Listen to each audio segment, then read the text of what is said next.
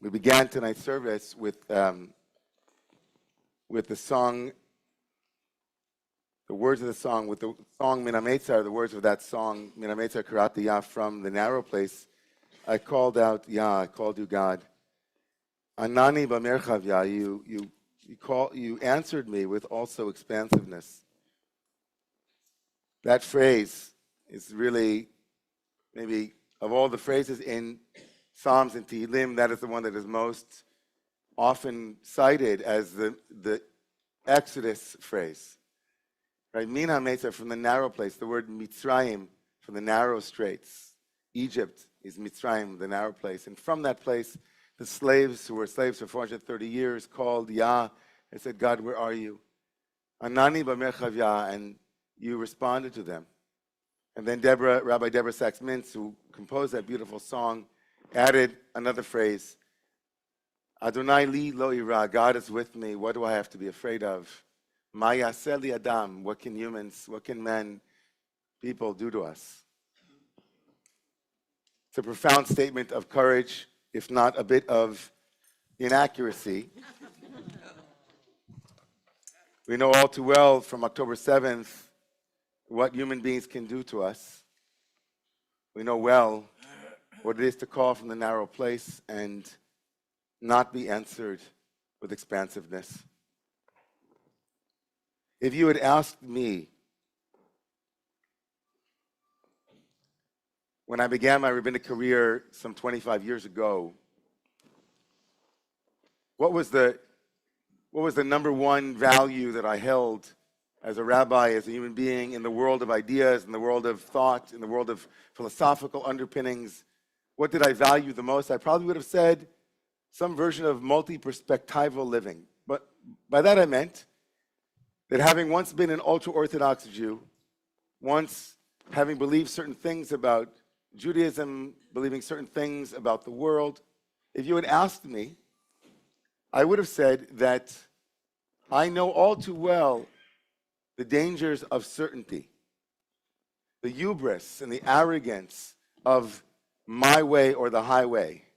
I knew all too well in my own heart and mind what it was to think that Goyim, non-Jews, didn't have a chelik l'olam haba, would never ever enter, right, the world to come. I knew what it was to recite chapter and verse of Tanakh that talked about Am HaNivchar, we are the chosen people.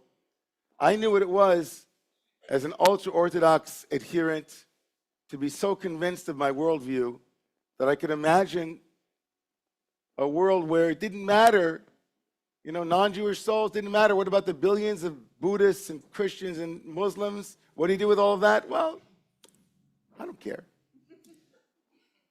And so when I became a liberal rabbi, it wasn't just a calling card to be multicultural and multi-perspectival. It was an acknowledgement of epistemological humility. How can I know everything?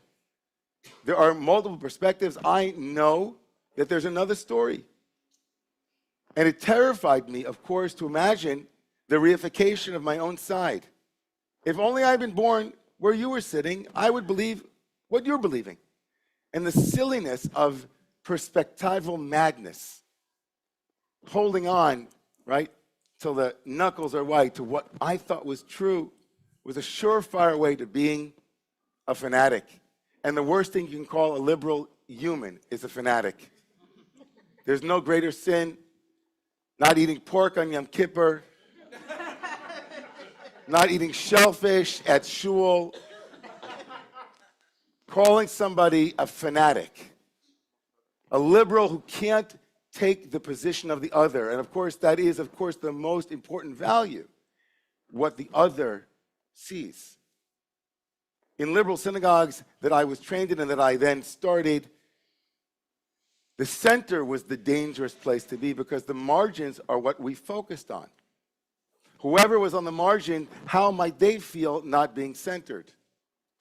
And so epistemological humility also grew into social justice, seeing the other and their perspective. What does it feel like for you, to be left out, to not be centered, to not be thought of, to not be thought through? So if you would have asked me, in all those 25 5 years until October 7th, I would have said that the most important value that I have is the recognition that there is always space between what I think is right and what actually is, between what I think is the story and the actual story, that there was room. And that the real danger in the world, the real danger, are actually those who don't agree with that statement. Those are the fanatics. Those are the ones who are so certain of their worldview that it leads them to fascism. And more often than I can imagine, that perspective was amply represented by the right. If you ask the right, their worldview was airtight. They know who the good guys were and the bad guys. God forbid there should be gray areas. The gray area is all the insidious undermining of certainties. We are certain about things. It's all binary. It's right, wrong. It's male and female. And certainly, as a Jew, I could point to the anti-Semitism that emerged from that worldview, the worldview of those who were so self-assured of themselves that they could take a life, that they could walk into a tree of life and murder. And now, in the post-10-7 universe, a phrase that we're about to say in our prayers comes to me over and over again. In the very last prayer before we'll rise for the Amidah, you'll see it a little bit later, it's called the Hashkivenu prayer. God, lie us down in peace. Build for us a sukkah of peace. It says, Vaser Satan milefanenu me'acharenu. Remove Satan or evil from before us and behind us. Haser Satan milfanenu, in front of us, and me'acharenu, behind us. Milfanenu I get. The milfanenu, the Satan that is in front of me, I get. Indeed, it is the fascistic, self-assured fanatic who is so fundamentalist about their worldview, about their religion, about everything. Scary. And it's so glaring to us. We who are privileged enough to be those who understand that they don't get it. They don't even understand that there's another worldview. They're not even willing to take the space of the other, not willing to stand in on the other side. It's all self-assured, solipsistic, and closed in. That's milfanenu. We see it clearly. We marched against it. I was arrested for it back in 2017. And certainly, if you ask me, its great exemplar, its paragon, its poster child has orange hair. At least its expression here in the United States, for the most part.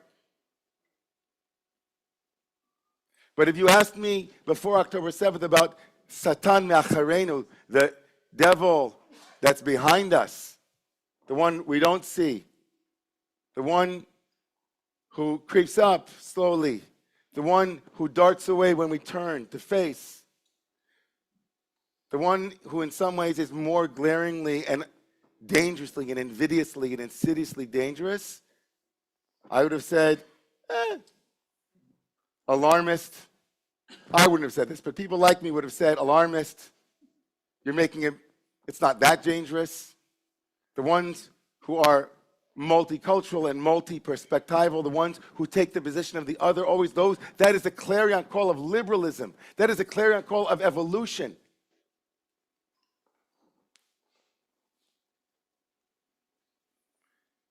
Can any one of us say that the Satan me'acharenu, that perspective that seemed prima facie to be safe, in fact, not only that, we invested in it, we went to schools who taught us it. We ourselves held it as a principled stance on how to view the world. Can any one of us say today, after seeing what we've seen over the last couple of weeks on campuses around the world and in this country and 10 blocks from here, that Satan that was me'acharenu, that was behind us, is now not also milfanenu, right in front of us? Here in Romamu on the second night of Passover, we had a Seder and a very well-respected, beloved leader in our community came over to me and said, I had to walk up to the campus to see what was going on. So I walked up and I was able to come into the encampment. And then I took a picture of these 10 or 11 rules for those who were on the lawn. And he showed them to me as an example of kind of, a measured menschy protest that isn't being mentioned in the media. And so I went through the 11 different things, and they were lovely. Make sure to pick up your garbage and recycle it. Very important. Very important. Make sure that you're polite to one another, right? You treat one another with respect, right? Codes of conduct. It was lovely. It was great. And there was one also about not talking to counter-protesters, to not use vile speech, all these wonderful things. And then embedded, it was number 6, was remember that we were all visitors. Great so far, right? I'm a visitor. It's God's world. It's God's world. Make sure we're visitors because all of us are colonizers on colonized land. And then it went, of course, the requisite demand to make sure there's a land acknowledgement for the Native Americans, of course. And then, of course, it then made its way into the theory of colonizing, which, of course, all of us here, I don't know all of you, but if you are someone who stands next to this flag, you are also on stolen land. And I remember standing there with him, and I thought to myself, wow, isn't that Satan me'acharenu? Isn't that the devil behind us? All of these wonderful values, there were like 9 or 10 that I think I want my children, all of them to live by. But then there was one in there, there's one value that undermines all 11 other ones. One value, that all of us are seen through the prism of being colonizers, that all of us, Jews in particular, of course, if you support the state of Israel, you are living on stolen land. You are a thief. And rest assured that those polite platitudes will not stand in the way of cleansing and correcting that historical crime. And so as we left Wednesday night, I walked to the corner and there were streams of police cars passing in front, and our wonderful security guard said, Rabbi, be careful, right? There's something going on right now. This was Wednesday night. And so I was walking with my wife, walking home, and I said to Ariel, I have to go up to Columbia. She said, no, don't go. I said, I have to go up. So she walked home, and I started walking toward Columbia. And I promise you, from the time I hit 111th Street, I started looking behind me the whole way. Behind me the whole way. I never felt like that in my life, walking on the Upper West Side of Manhattan. Haser Satan me'acharenu, behind us. And not just physically behind us, but in the air that we breathe, in the structures that we imbibe, the educational platforms, and all of them not all of them, many of them, and this is the danger, many of them with great intentions trying to educate us and edify us. Who wouldn't want to have a more equitable universe? Sign me up. Who wouldn't want us to stop stealing land from other people? Sign me up. Who wouldn't want us to take the position of the other, whomever they are, and believe that what motivated them can be understood in the context of some historical cause and effect? Sign me up. And like I said to a friend of mine, it's like you're on this mountain, this Mount Everest of universalism. You're a Jew, and you're liberal, you want to be as high as you can possibly be. I'm going to climb it with everybody else. We're going to climb equity, right? End racism and all forms of discrimination and bigotry, and you get to the summit, and you're standing next to somebody, and you say, wow, it's so good to be an evolved human being. And they say, aren't you a Jew? And a Zionist? Oh, we don't want you here. Oh, no. And then they'll parade out all of the Zionists, or not really, all of the other Jews who are having a Passover Seder on the same lawn with them as a proof text. You see, Jews can also participate in our protest for the Palestinian people. Satan me'acharenu.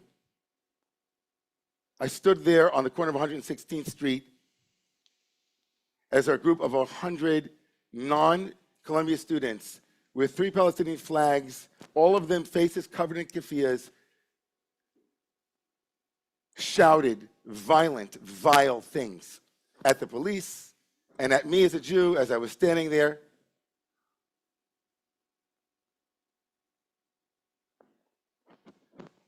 And I wanted to say to them, I'm all for boycott, divest, and sanctions against these schools.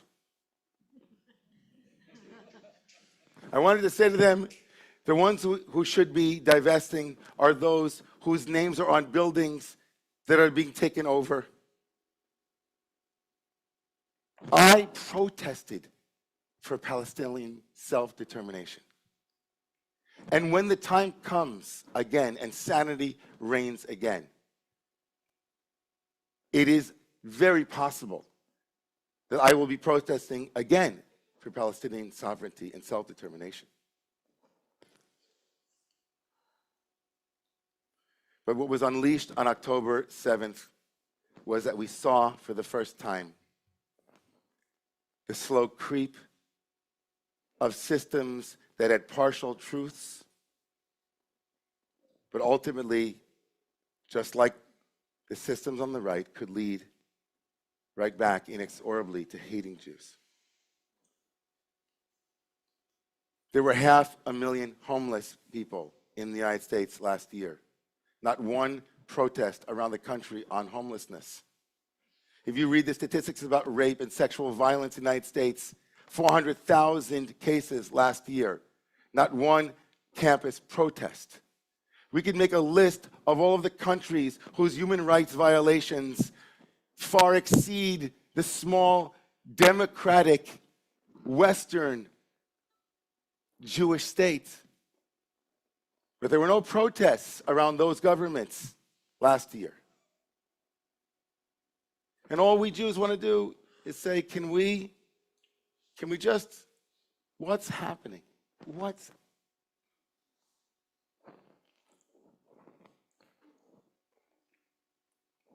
Mina Meitzar Karatiya.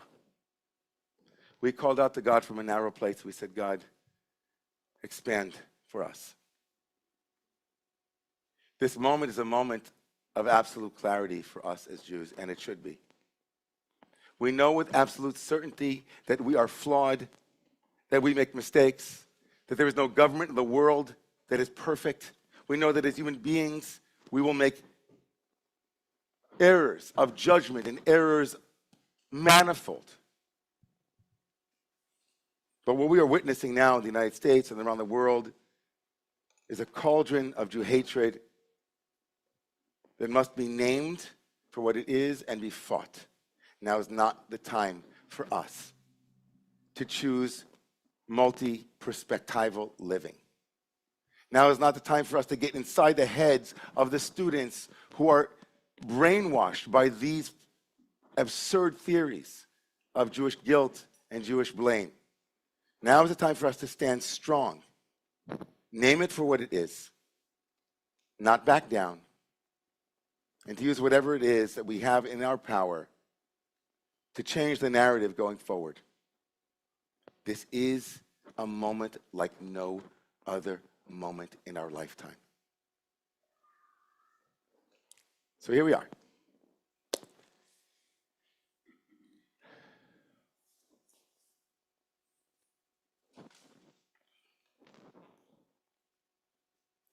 I want to pray.